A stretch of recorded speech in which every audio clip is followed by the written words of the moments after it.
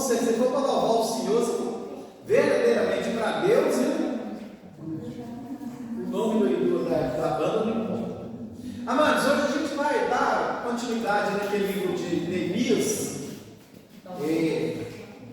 E hoje nós vamos falar de uma operação que tapa-buracos, né?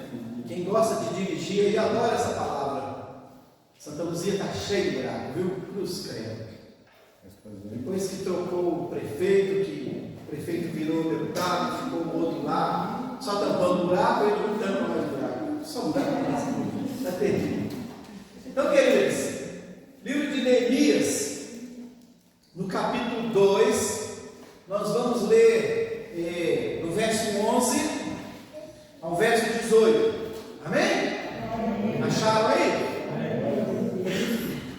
Próximo domingo, o irmão Luiz e a Geralda, lembra deles? Glória a Deus. Eles vão estar aqui para trazer uma palavra para nós, ok? Tem muito tempo que eles não vêm aqui, né? Acho que nem tem tanto assim, esse ano já vieram, já? Não. Esse ano acho que já, não veio? Foi o pastor Luiz, né? Mas foi ano passado. Ah, foi ano passado?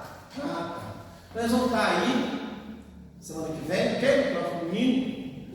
Livro de Neemias, então, capítulo 2, a partir do verso 11, diz assim: E cheguei a Jerusalém e estive ali 3 dias, e de noite me levantei, eu e poucos homens comigo, e não declarei a ninguém o que meu Deus me pôs no coração para falar em Jerusalém, para fazer em Jerusalém. E não havia comigo animal algum, senão aquele em que estava montado. E de noite saí pela porta do vale, e para o lado da fonte do dragão, e para a porta do monturo, e contemplei os muros de Jerusalém, que estavam fendidos, e as suas portas que tinham sido consumidas pelo fogo. Repete comigo isso aqui, olha. E contemplei os muros de Jerusalém, que estavam fendidos, e as suas portas que tinham sido consumidas pelo fogo. Amém. Verso 14. E passei à porta da fonte e ao tanque do rei, e não havia lugar por onde pudesse passar o animal em que estava montado. Ainda de noite subi pelo ribeiro e contemplei o muro, e virando entrei pela porta do vale. Assim voltei, e não souberam os magistrados aonde eu fora, nem o que eu fazia, porque ainda nem aos judeus, nem aos sacerdotes, nem aos nobres, nem aos magistrados, nem aos mais que faziam a obra, até então tinham declarado alguma coisa. Então lhes disse: Bem vedes vós a miséria em que estamos, que Jerusalém está assolada, e que as suas portas têm sido queimadas a fogo. Vinde, pois, e reedifiquemos o muro de Jerusalém, e não sejamos mais opróbrios. Vamos ver essa parte também? Bem vedes vós a miséria que estamos, que Jerusalém está assolada, e que as suas portas têm sido queimadas a fogo. Vinde, pois, e reedifiquemos os muros de Jerusalém. Fazemos o quê? Reedifiquemos os muros de Jerusalém, e não sejamos mais um opróbrio. Verso 18. Então lhes declarei como a mão do meu Deus me fora favorável, como também as palavras do rei, que ele me tinha dito. Então disseram: levantemo-nos e edifiquemos, e esforçaram as suas mãos para o bem. Eita glória, né? Aleluia. Pode sentar, amados. Gente, a palavra é linda demais, né? Tremenda palavra. Glória a Deus por isso. Amados, Pâmela já orou, já abençoou a nossa vida, né? Então nós vamos continuar. Quando Neemias, quando ele recebe a palavra, a gente viu no capítulo 1, Neemias ele recebe a palavra, os irmãos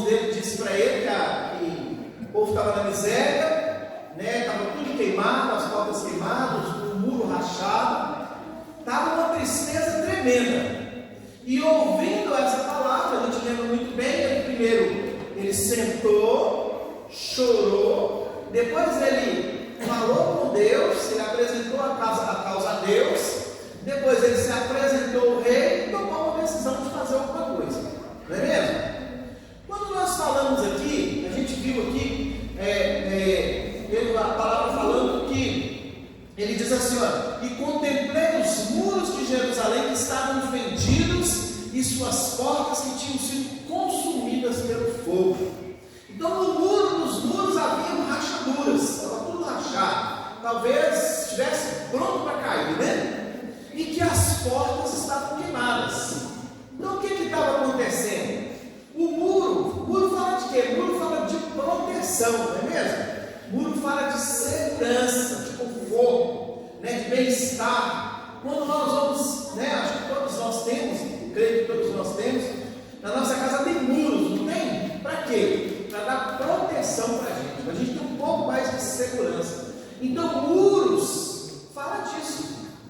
Mas se esse muro estiver rachado, ele deixa de ser uma proteção para se tornar algo perigoso, porque ele pode cair ao mesmo tempo, e ele pode machucar alguém, ele pode matar alguém, né? Ele pode, né, se acontecer de um muro cair, muitas coisas, né, podem acontecer, pode derrubar a casa, pode derrubar um padrão de luz, estragar um veículo. Então, a palavra está falando que aqueles muros estavam rachados e as portas estavam queimadas. Eu creio que naquele tempo era porta de madeira, né? Então, se estavam queimadas, elas estavam num estado muito ruim, talvez nem existisse. Então, se tinha um muro rachado e se tinham as portas queimadas, havia o quê? Havia brechas, não era isso? A segurança tinha ido embora, o conforto, o bem-estar, a confiança tinha caído por terra, porque com os muros rachados, com as portas queimadas, certamente o inimigo tinha facilidade para entrar. Não é assim que às vezes acontece? Se estiver aberto, qualquer um entra, qualquer um faz o que quiser, e às vezes a gente nem vê, entra lá, rouba, né, faz um monte de coisa, fica olhando. Você já viu quando o portão da sua casa está aberto? Todo mundo que passa olha lá para dentro, você já reparou? Todo mundo passa de carro, de carroça, a pé, todo mundo estica o olhão lá para dentro para ver como é que é. Por quê? Porque tem uma brecha. Imagina o inimigo achando uma brecha para entrar. Imagina o ladrão achando uma brecha para entrar. Neemias, então, ele está falando desse muro rachado e ele está falando das portas que estão queimadas. Você sabe quantas portas tem naquele muro? Alguém chuta aí? 15, 20? 2.000? Quem mais? Quem dá mais? Quem dá mais? Vocês não têm ideia de quantas portas tem naquele muro? Não, só tinha 12 portas. E cada porta, querido, tem um significado. Ele vai trabalhar as 12 portas. A gente vai ver isso no capítulo 3. Ele vai trabalhar as 12 portas. Ele vai colocar equipes, né, de uma porta na outra. Ele vai colocar equipes. E cada equipe vai fazer um trabalho no muro e nas portas. Cada equipe vai restaurar uma parte do muro. E cada equipe, e aqui a mesma equipe, vai restaurar uma porta. Então, né, a gente vai ver aqui que ele fica no capítulo 3, vamos ler lá para a gente entender. Diz assim, olha, e levantou-se Eliasib, o sumo sacerdote, com seus irmãos, os sacerdotes, e reedificaram a porta das ovelhas, a primeira porta, ao qual consagraram, e levantaram as suas portas até a torre de Neá, consagraram até a torre de Hananel. Então eles reconstruíram os muros e eles edificaram os muros. Aliás, eles edificaram com seus seus irmãos, os sacerdotes, reedificaram a porta das ovelhas, a qual consagraram, e levantaram as suas portas até a torre de Meá consagraram, e esse é a torre de Hananel. E junto a ele edificaram os homens de Jericó. Também ao seu lado edificou Zacur, filho de Imri. E à porta do peixe edificaram os filhos de Asenaá, ao qual emadeiraram e levantaram as suas portas com as suas fechaduras e os seus ferrolhos. E ao seu lado reparou Meremote, filho de Urias, filho de Cós. E ao seu lado reparou Mesulão, filho de Berequias, o filho de Mesezabel. E ao seu lado reparou Zadok, filho de Baana. E ao seu lado repararam os tecoítas. Porém, os seus nobres não submeteram a servir o serviço do Senhor. E a porta velha repararam na Joiada, filho de Pazéia, e Mesulão, filho de Besodias. A estes a emadeiraram e levantaram as suas portas, as suas fechaduras e os seus ferros.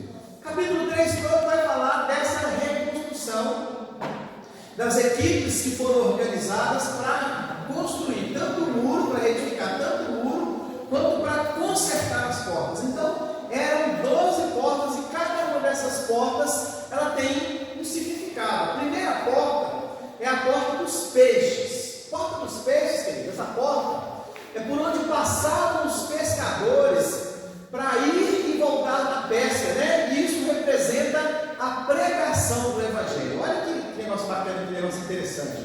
A porta do peixe, por onde saíam e entravam os pescadores quando iam pescar, e ela representa a pregação do Evangelho. O que Mateus, no capítulo 28, diz?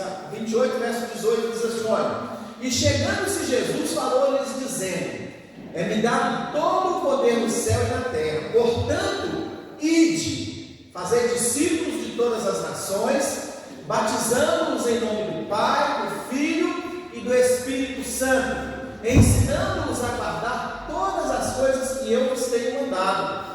E eis que estou convosco todos os dias, até a consumação dos séculos.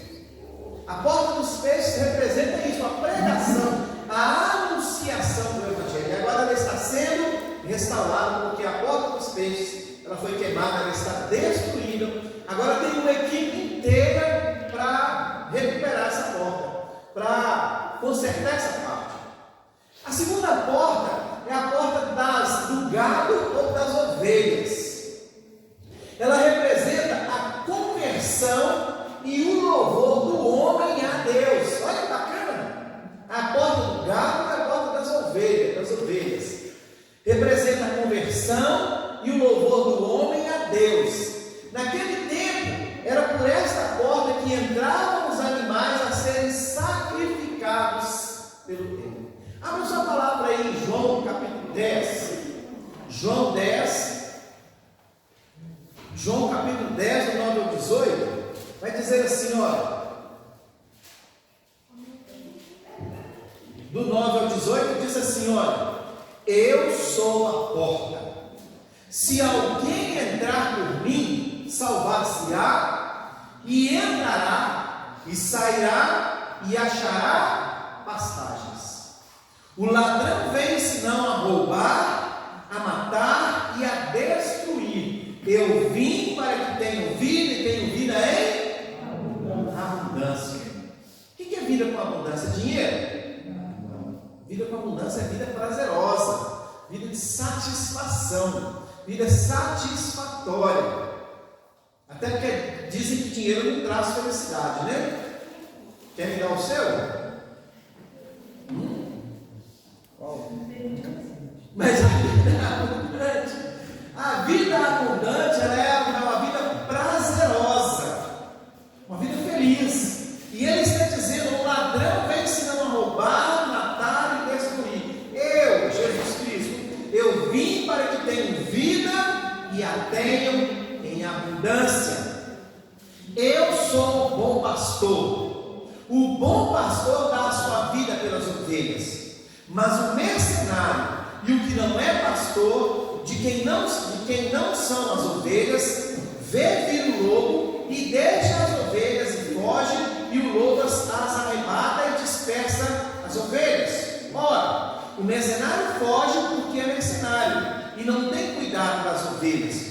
Eu sou o bom pastor e conheço as minhas ovelhas, e das minhas sou conhecido. Assim como meu Pai conhece a mim, também eu conheço o Pai e dou a minha vida pelas ovelhas. Assim tenho outras ovelhas que não são deste aprisco. Também me convém agregar estas, e elas ouvirão a minha voz, e haverá um rebanho e um pastor. Por isso o Pai me ama, porque dou a minha vida para tornar a tomá-la. Ninguém a tira de mim, mas eu de mim mesmo a dou. Tenho poder para dar e poder para tomá-la. Este mandamento recebi de meu Pai. Olha que coisa tremenda que é a porta das ovelhas, né? Que é por onde, né, os animais entravam para ser sacrificados. A terceira porta, querida, é a porta velha. A porta velha, querida, ela representa o ato de renunciar à vida passada. Olha, hoje, nos tempos de hoje, nós estamos vivendo um evangelho em que os crentes, eles não querem renunciar à vida velha, à antiga vida. Querem, se dizem crente, mas eles querem ter o mesmo comportamento, as mesmas atitudes, querem estar nos lugares de comício, querem fazer, né, tudo errado, no final diz que é crente, e ainda diz: Jesus me ama dessa forma. A gente tem visto isso aí a todo tempo. Então a porta velha, ela representa o ato de renunciar à vida passada, né? Ou seja, é a nossa obrigação renunciar a nós e aos nossos costumes para servir a Cristo. Isso é a porta velha. Lá em Mateus, no verso 16, no capítulo 16, Mateus capítulo 16,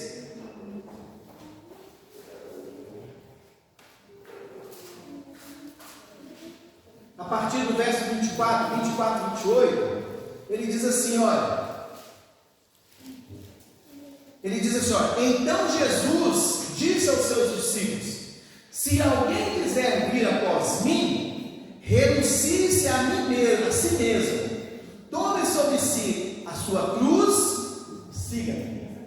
Porque aquele que quiser salvar a sua vida, perdê-la-á. E quem perder a sua vida por amor de mim, achá-la. A porta das ovelhas representa isso. O nosso tchauzinho para o pecado. O nosso tchauzinho para a vida que vivíamos antigamente. Para os costumes, para as tradições, por tudo aquilo para aquele estilo de vida que a gente tinha.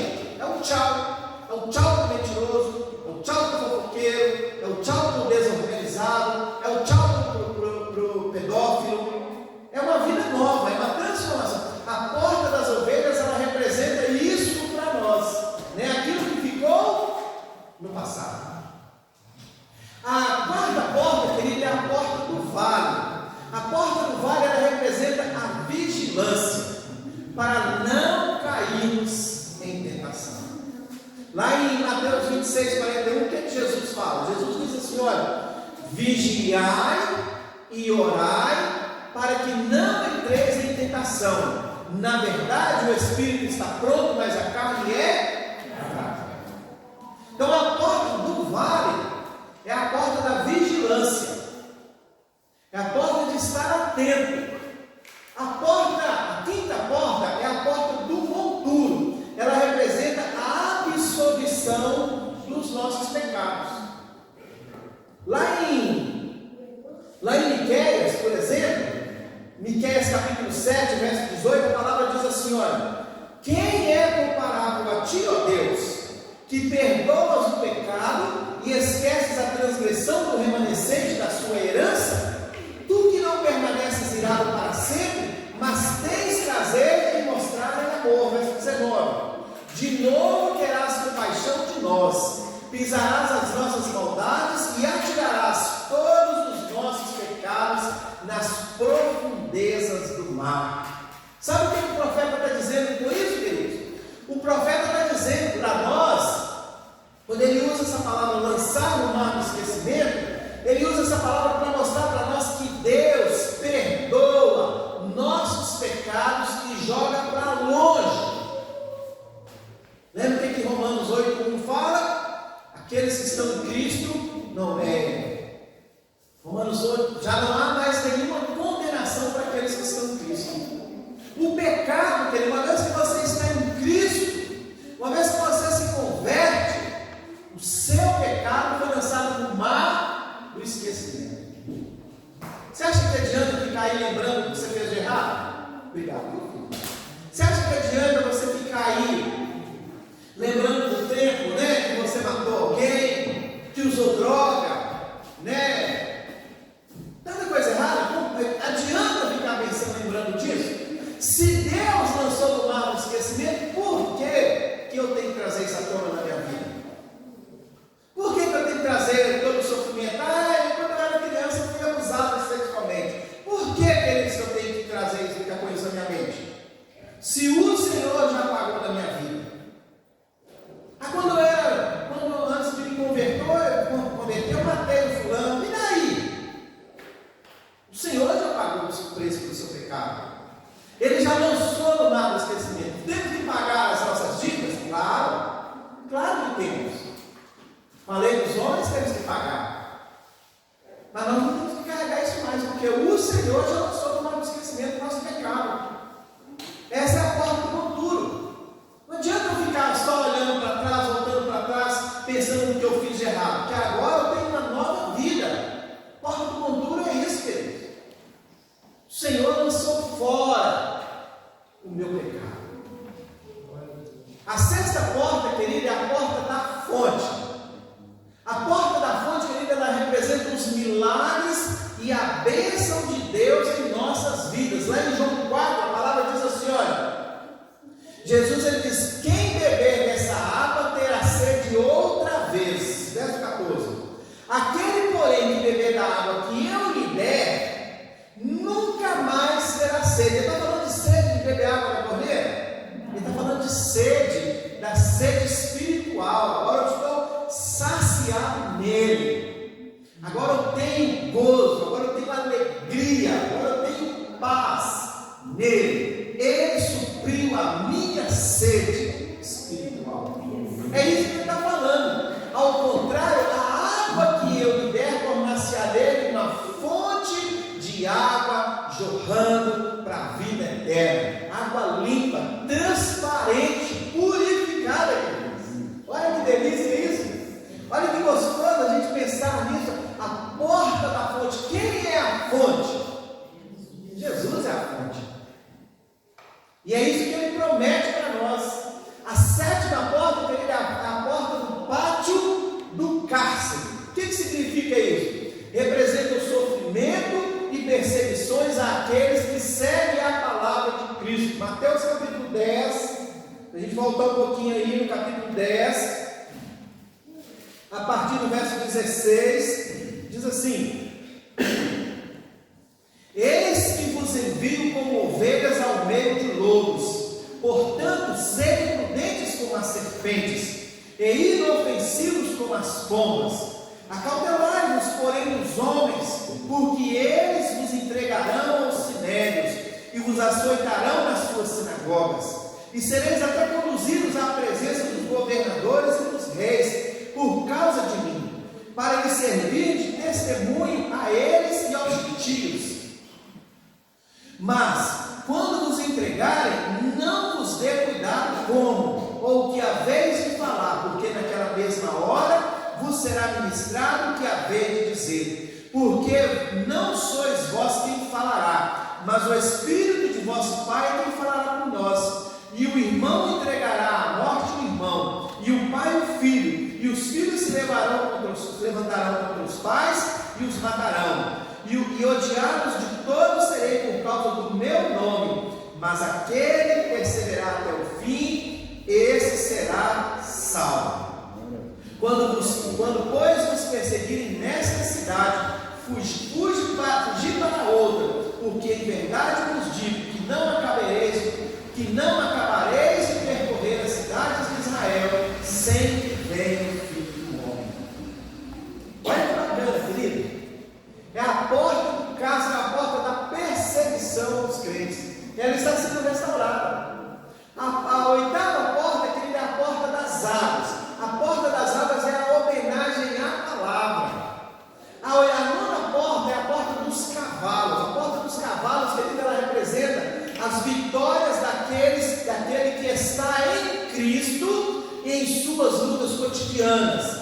Era por ali que saía o exército quando ia para as batalhas. A porta dos cavalos, então, ela representa a saída para as lutas. Em Mateus 10, 1 ao 15, diz assim: olha, e chamando os seus 12 discípulos, deu-lhes poder sobre os espíritos imundos para os expulsarem e para curarem toda a enfermidade e todo o mal. Ora, os nomes dos 12 apóstolos são estes: o primeiro Simão, chamado Pedro, e André, seu irmão, Tiago, filho de Zebedeu, e João, seu irmão, Filipe, Bartolomeu, Tomé, Mateus, o publicano, Tiago, filho de Alfeu, e Lebeu, apelidado de Tadeu, Simão, o cananita, e Judas Iscariote, que traiu Jesus. Jesus enviou esses 12 e lhes ordenou, dizendo: não ireis pelo caminho dos gentios, nem entrareis em cidades de samaritanos, mas ide diante as ovelhas perdidas da casa de Israel. E indo, pregai dizendo: é chegado o reino dos céus. Curai os enfermos, limpai os leprosos, ressuscitai os mortos, expulsai os demônios. De graça recebestes, de graça dai. Não possuais ouro, nem prata, nem cobre em vossos cintos, nem alforjes para o caminho, nem duas túnicas, nem sandálias, nem cajado, porque digno é o operário do seu trabalho. E em qualquer cidade ou aldeia em que entrardes, procurai saber quem ela seja digno e hospedai-vos aí. Estes até que vos retireis. E quando entrardes na alguma casa, saudai-a. E se a casa for digna desça sobre ela a vossa paz. Mas se não for digna, torne para vós a vossa paz. E se ninguém vos receber, nem escutar as vossas palavras, saindo daquela casa ou cidade, sacudiu o pó dos vossos pés. E em verdade vos digo, que no dia do juízo haverá menos rigor para o país de Sodoma e Gomorra do que para aquela cidade. Então, queridos, a porta dos cavalos é a porta, né, que representa as nossas vitórias. As vitórias em quem? Em Cristo. Daquilo que Deus nos usa para fazer na obra dele. A 10ª porta é a porta dourada. Ela representa, querido, a glorificação da igreja. Foi por ela que Jesus entrou ao chegar em Jerusalém. Mateus 21, a partir do 1 ao 11, diz assim: e quando se aproximaram de Jerusalém e chegaram a Betfagé, ao Monte das Oliveiras, enviou então Jesus 2 discípulos, dizendo-lhes: ide à aldeia que está de frente de vós, e logo encontrareis uma jumenta presa, e um jumentinho com ela. Desprendei-a e trazei-nos. E se alguém vos disser alguma coisa, direis que o Senhor os há de mister, e logo os enviará.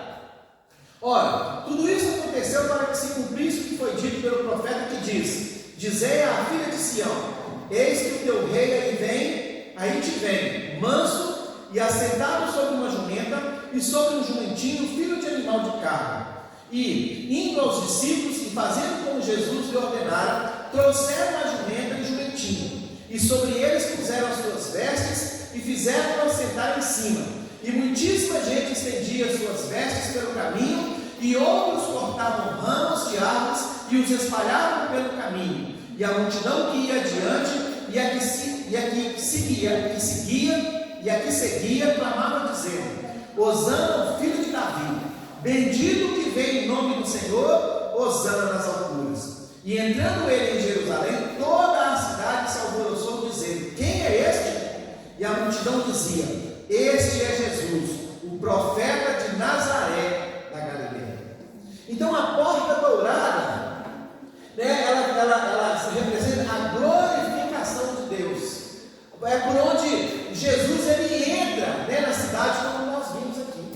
Lá no Mateus do 21 a 28, diz que no verso 8 diz assim: olha, é muitíssima gente, e muitíssima gente estendia suas vestes pelo caminho, e outros cortavam ramos de árvores e os espalhavam pelo caminho. Queridos, olha, as vestes aqui, as vestes e os ramos, eles simbolizam um tipo de oferta de boas-vindas ao Messias.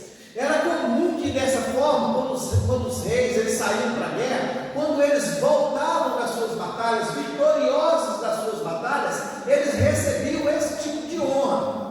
Aqueles, né, quem tinha condição melhor, tirava os seus mantos e colocava no caminho. Quem não tinha condições, os pobres, a ralé, eles enfeitavam o chão, né, com galhos de árvores.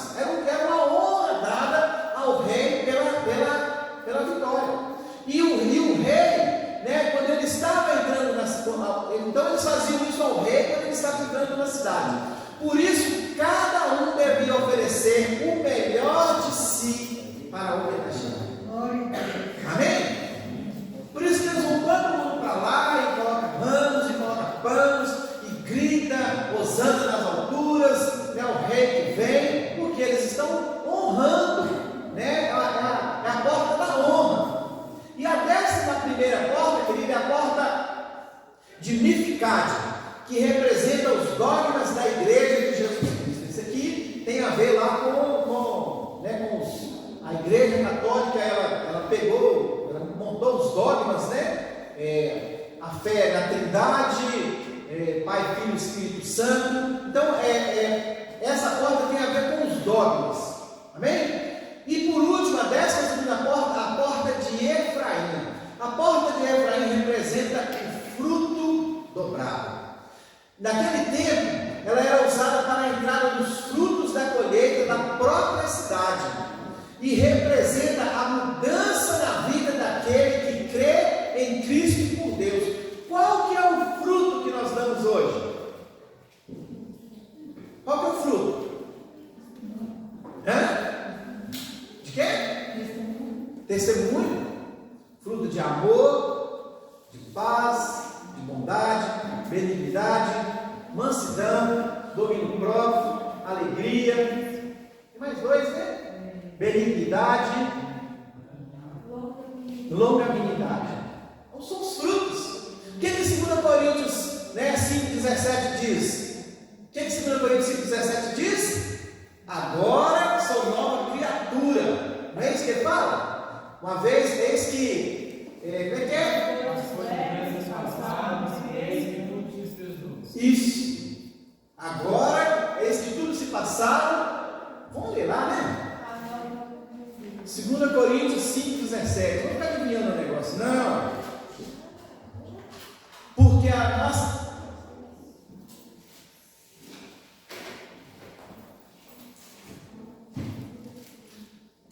Segunda Coríntios 5,17.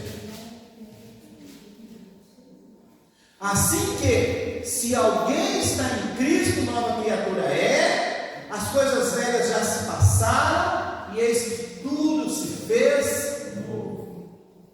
Neemias está restaurando todas essas portas, todos esses significados, porque tudo isso tem influência na nossa vida. Não é à toa que essas portas estão ali, não é à toa que elas são recuperadas. Queridos, olha, o mundo, tanto o mundo real quanto o mundo espiritual, ele é regido por portas. Você já parou para pensar na quantidade de portas que você atravessou desde a hora que você abriu o olho lá na sua cama até chegar aqui? Já parou para pensar? A porta do quarto, a porta do banheiro, a porta da sala, a porta da cozinha, o portão, a porta do carro. Quantas vezes se abre a porta do carro e fecha todos os dias? São portas reais na nossa vida. Neemias ele está restaurando portas. No mundo real, no mundo espiritual, existem portas. E as portas, nós abrimos ou fechamos as portas. Quem abre a porta sou eu. Quem fecha a porta sou eu. espiritual e o mundo real é feito então por portas, né? Quais são as portas espirituais, queridos? Que nós podemos. Existem portas espirituais de bênção e existem portas espirituais de maldição, que nós abrimos e fechamos de acordo com o nosso querer, de acordo com aquilo que nós determinamos no nosso coração. É nós quem abrimos essas portas. Alguém pediu para Neemias ir lá restaurar as portas? Não. Ele decidiu ir lá restaurar aquelas portas, reconstruir aqueles muros, dar nova vida para aquele lugar. Na nossa vida acontece a mesma coisa. Existem portas e nós é quem decidimos se fechamos essas portas ou se abrimos essas portas. As portas, queridas, de maldição na nossa vida, na vida do crente, elas são feitas por mentiras. Imagina um crente mentiroso, fofocas, imagina um crente fofoqueiro, pornografia. Ontem a gente estava lá no curso de casais, no jantar de casais, o pastor que estava palestrando lá, que é um terapeuta de casais, ele estava dizendo, presta atenção, ele estava falando que 95% dos crentes têm vício com pornografia. 95% dos crentes têm vício com pornografia. Imagina que de 10 crentes, quase 10 tem problema com pornografia. São portas que a gente abre do mundo espiritual. E essas portas que a gente abre, Satanás entra, ele toma conta. Ele faz a festa. Imagina que se ele está ao redor procurando uma brechinha, imagina uma porta aberta. E nós abrimos portas, querido, para rebeldia. Pensa em crente rebelde, desobediente, murmurento. Imagina, querido, que nós abrimos portas para a avareza. A palavra fala, querido, que o amor ao dinheiro,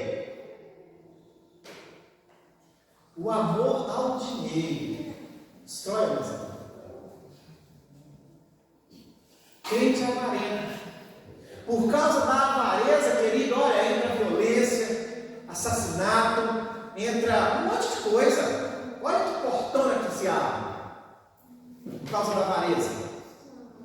Por causa da avareza, querido, entra aí, por causa a porta, querido, existe as portas espirituais, existe a porta da idolatria. Deus odeia o idólatra.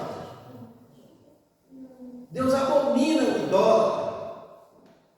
As portas, quando falamos de portas espirituais, nós podemos falar de portas da promiscuidade.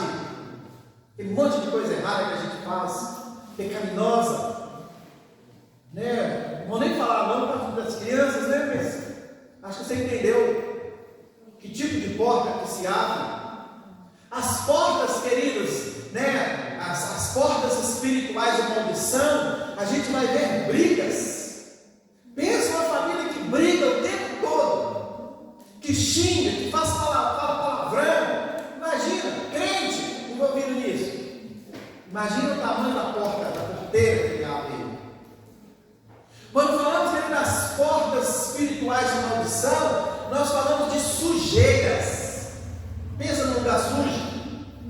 São portas que a gente abre para Satanás, para o reino das trevas usar, que ele usa do lixo, da sujeira, de coisa imunda, ele é imundo. As portas espirituais, querido, nós falamos de músicas que fazem apologia às drogas ou à violência. Quantas vezes a gente se pega cantando aí? De vez em quando uma pessoa estava cantando, eu falei assim, misericórdia. Uma música do Titãs. Eu não lembro o que era, mas eu sei que ela fala assim, eu não gosto de padre, eu não gosto de Cristo. Olha, que portona que a gente abre. Quando nós falamos de portas de maldição, queridos, nós falamos de jogos de azar. Jogos de azar. Olha que portona que a gente abre. Coisas que crente faz. A pessoa falou comigo assim, nossa, eu ganhei 700 mil no jogo de azar. Misericórdia. Crente. Mas eu não recebi, não consegui receber só 10 mil. Oh, Jesus, tem misericórdia, Pai. Isso te deixa viciado, querido. São portas que a gente abre no mundo espiritual e que rebentam na nossa vida. E essas portas precisam ser restauradas, elas precisam ser fechadas. Precisamos fechar. Provérbios 24:3 diz assim: olha, com sabedoria se constrói a casa e com discernimento se consolida. Não sei se talvez a gente tenha algum tipo desses esse tipo de mania aí, mas se tiver, está na hora de fechar essas portas. Essas portas de maldição para a nossa vida. Está na hora de fechar. Enquanto não fecharmos, Satanás vai estar ali agindo, trabalhando contra nós, porque nós estamos dando legalidade para isso acontecer. Lá no capítulo 13 de Neemias, ele remove os diversos abusos. Amados, ó, quando nós entramos em Neemias no capítulo 1, a palavra diz que ele sentou, ele ouviu a palavra, ele sentou, ele chorou.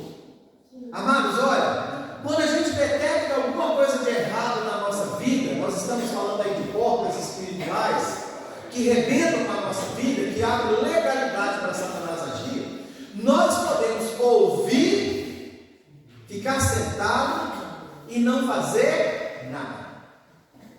Mas nós podemos tomar atitudes para fechar essas portas. Quando nós recebemos uma palavra de que algo está errado, você está fazendo errado, não é dessa forma, você precisa mudar. A gente tem a opção de querer mudar ou ficar da mesma forma. Ficando da mesma forma, vai acontecer alguma coisa? Não vai. Mas e se eu decidir mudar? Se quando eu mudo, querido, olha, quando eu mudo, tudo muda. O problema da maioria das pessoas, ou de algumas pessoas, é achar que a mudança precisa acontecer no outro. A Letícia olha para a Maria e fala assim: minha mãe precisa mudar. Minha mãe, esse jeito aí, mãe, não está dando certo, a senhora precisa mudar. Mas e eu? O que eu preciso mudar? Às vezes a gente acha que a gente é muito perfeito, não acha? Que a gente é muito certinho, que não tem nada em mim para mudar, que tudo está dando errado por causa do outro. Porque só o outro faz coisas erradas. Quantas vezes, a maioria das vezes, nós pensamos assim, querido: o problema é do outro. O problema é da minha esposa, o problema é dos meus filhos, o problema é do meu patrão, é lá no meu trabalho, é lá na igreja. Esse, então, o lugar que o povo tem problema, não é? Esses crentes, misericórdia, povo problemático. Mas a gente vê isso só no outro, queridos. Nós não olhamos para dentro de nós para pensar: e eu? O que eu estou fazendo de errado? O que eu posso mudar em mim para mudar essa situação? O que eu posso fazer? O que eu posso fazer para mudar a realidade do meu casamento? O que eu posso fazer para mudar a realidade do meu ministério? O que eu posso fazer para mudar a realidade do meu trabalho, da minha escola? O que eu posso contribuir para as coisas mudarem? Ninguém falou como.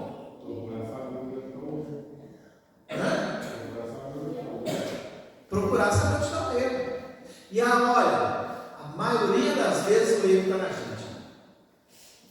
A maioria do erro, às vezes o erro está na gente. E não precisa ninguém ficar falando, não, até porque a gente não aceita, não é mesmo? Fala que você está errado, você fez, você aceita. É uma luta para aceitar. Tem que ter muita humildade para aceitar que está errado, que fez errado, que está andando no erro. Tem que ter muita humildade. Tem que ter muito discernimento espiritual disso, muita sabedoria para poder entender isso. Porque na maioria das vezes não quer entender, não quer ouvir, não quer mudar. Quantos casamentos são destruídos porque só o outro está errado? É ele. dá tudo fica bem. Mas e eu? Vocês já ouviram aquela história da irmã que era surda? O cara, o senhor, ele foi otorrino, né? Acho que otorrino, né? Ele foi lá e ele falou com o médico assim, o doutor, o senhor, vou marcar uma consulta para minha esposa aqui, e o senhor podia ver o que está acontecendo com a minha esposa, porque eu chamo a minha esposa e ela não escuta. Deve ter algum problema com ela. Aí o médico virou para ele e falou com ele assim, vamos fazer uma experiência? O senhor fica a 15 metros dela e começa a chamar. E aí ele chegou em casa e ele fez isso, né? Maria. Aí foi caminhando. Maria. Maria. Maria. Maria. Quando ele chegou pertinho dela, ele ouviu ela dizer, o que é, Zé? Aí ele voltou lá no médico e falou com o médico. Aí ela ouviu. Mas foi assim, eu fui andando, fui falando, e quando cheguei perto, é que ela ouviu. Aí o médico falou assim, será que o problema de surdez está nela ou está no surdo? Que ela já estava respondendo, mas ele não ouvia. Às vezes nós agimos assim, querido. É o outro que tem que consertar, é o outro que tem que mudar, é a Eva que tem que mudar, viu, Eva? Né? É o irmão Geraldo, né, irmão Geraldo? É o Marcos que tem que mudar. Nós ouvimos isso. Nós vivemos isso. Eu mesmo não quero mudança. Só que Neemias ele tomou a atitude dele mudar aquela situação. E quando ele toma a atitude de mudar aquela situação, ele vai consertar os muros, ele vai consertar as portas e não só isso. No capítulo 13, Neemias ele remove diversos outros abusos. Vamos lá no capítulo 13? Capítulo 13, a primeira coisa que ele remove são as injustiças. Neemias, capítulo 13.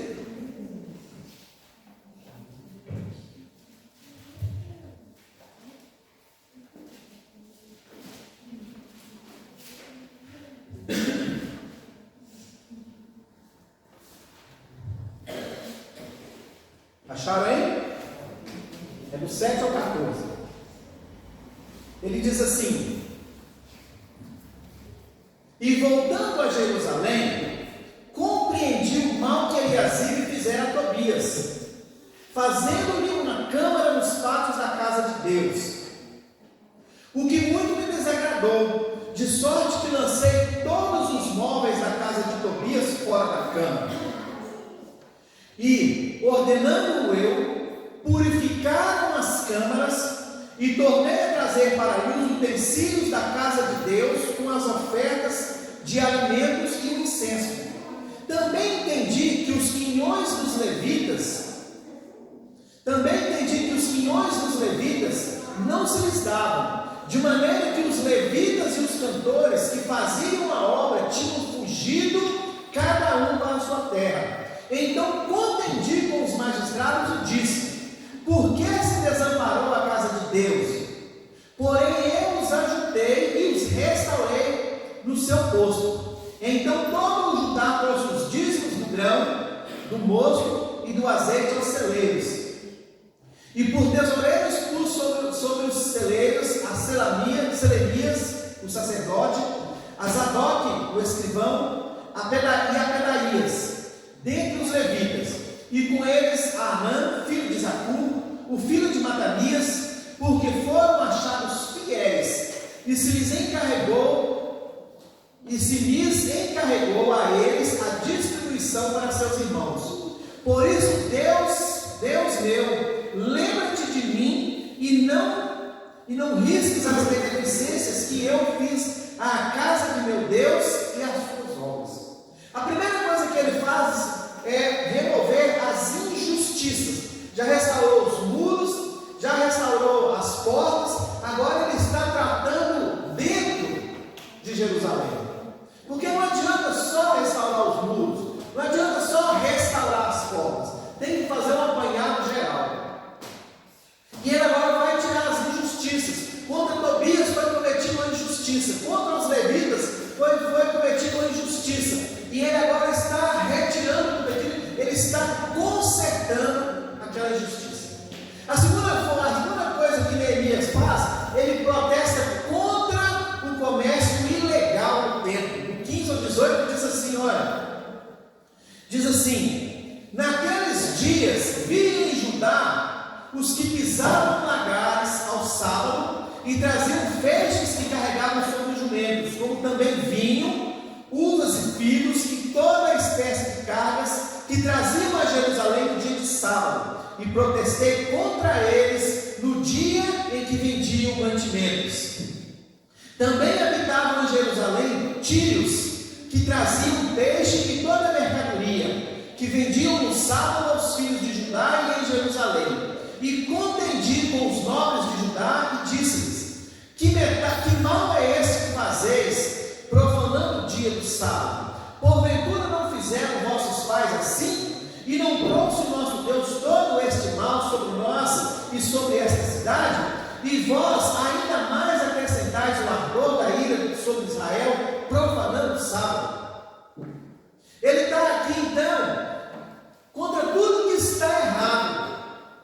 Porque muitas vezes, na nossa vida, nós queremos reparar uma coisa, nós queremos consertar uma coisa, mas existem outras coisas na nossa vida que continuam dando errado. Eu quero, por exemplo, eu quero agora ser um homem santo. Eu quero ser um homem santo, mas lá na minha casa está cheio de coisa errada, está cheio de música mundana, está cheio de vícios, está tudo errado. Então eu estou consertando a minha vida, mas lá na minha casa ainda tem coisas erradas para consertar. Neemias está fazendo isso. Olha, estão vendendo no sábado, estão comercializando no sábado, vamos acabar com isso. Vamos parar com isso, porque isso não está agradando ao nosso Deus. O que é que está errado na nossa vida que não está agradando a Deus? O que será que nós estamos fazendo de errado, talvez dentro da nossa casa, talvez dentro da nossa vida, que não agrada a Deus? Será que é a mentira? Será que é a fofoca? Será que é a pornografia? A pedofilia? Quantos crentes pedófilos nós conhecemos, queridos? Não vigia suas crianças para você ver. Não fica perto delas não para você ver. Dentro da igreja não vai aparecer um pedófilo. Quantas pessoas dentro da igreja que roubam? Estou falando de igreja, né? Vamos falar da nossa casa. Eu estou querendo mudar, mas dentro da minha casa continua coisa errada, coisas erradas. Continuam se fazendo coisas erradas. Continua na idolatria. Continua na prostituição, nos jogos de azar. Eu sou levita do Senhor, mas estou jogando na TV. Olha, é isso que Neemias está fazendo. Ele está consertando o que está errado. Uma terceira coisa que Neemias faz, ele fecha as portas da cidade para impedir o acesso dos comerciantes ilegais. 19 a 22 diz assim, olha: sucedeu, pois, que, dando já sombra nas portas de Jerusalém, antes do sábado, o pessoal estava entrando para lá e vendendo no sábado. Agora, antes que o sol se ponha, ele vai fechar a cidade.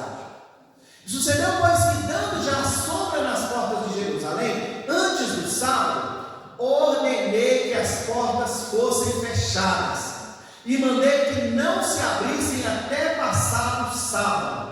E pus às portas alguns de meus servos, para que nenhuma carga entrasse no dia de sábado. Acabou a farra, acabou a bagunça. Não tem jeito mais de fazer comércio no sábado, porque ele fechou a porta. Queridos, olha, às vezes a gente precisa de tomar essa decisão na nossa vida.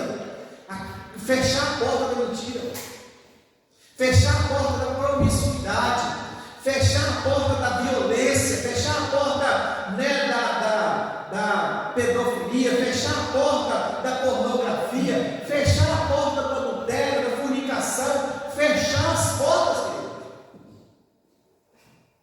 Antes que aconteça, antes que vire tudo trevas, precisamos fechar.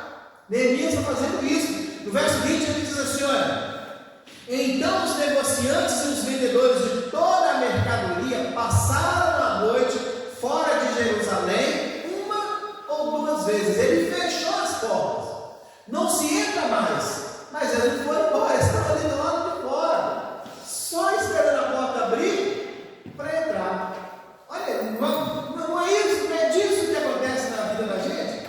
Você quer lançar o pecado fora, você quer lançar, tudo fora, mas parece que eles não vão embora, eles ficam te convidando, eles ficam te chamando.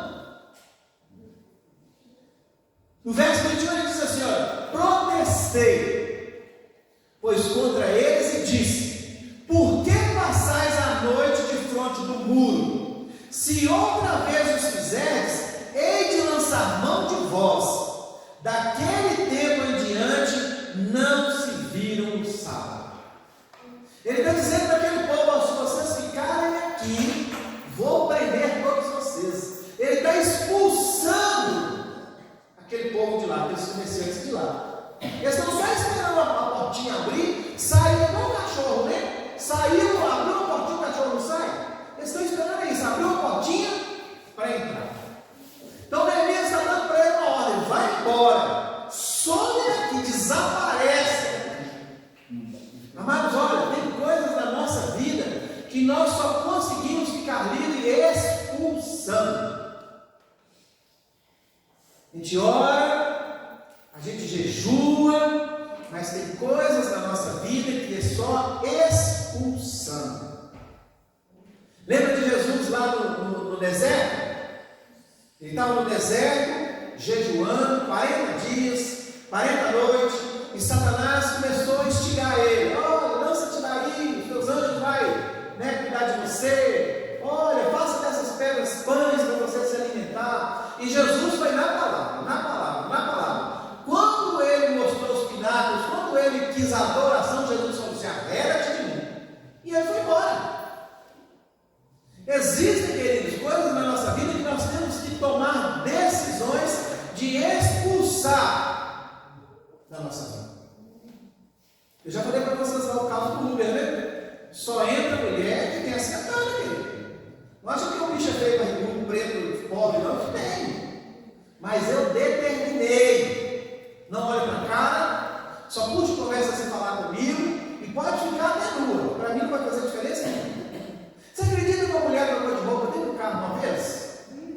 Trocou, ela não falou comigo: moço, não olha para trás, não, que eu vou trocar de roupa.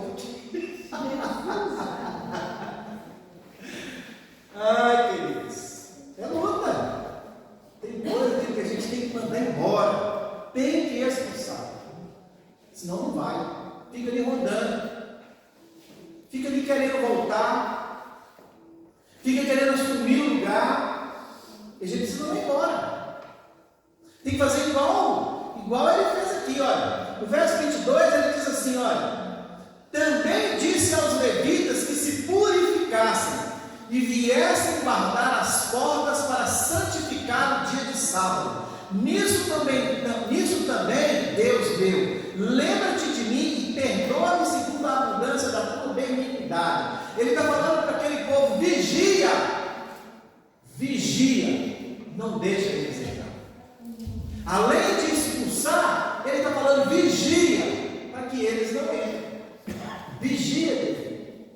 Vigia, pastor, vigia a igreja, para que não volte, não deixe voltar, não dê lugar. Jesus disse: olha, não deixe lugar no diabo, se der ele entra.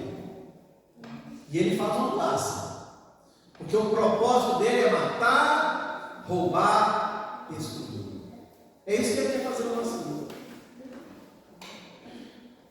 A quarta coisa que Neemias faz: ele arranca do meio do povo o pecado de fornicação e adultério. No verso 23 ao 31 ele diz assim, olha: e vi também naqueles dias judeus que tinham casado com mulheres asdoditas, amonitas e moabitas, e seus filhos falavam meio asdodita, e não podiam falar judaico, senão segundo a língua de cada povo. E contendi contra eles, e os amaldiçoei, e espanquei alguns deles, lhes arranquei os cabelos, e os fiz jurar por Deus, dizendo: não dareis mais vossas filhas a seus filhos, e não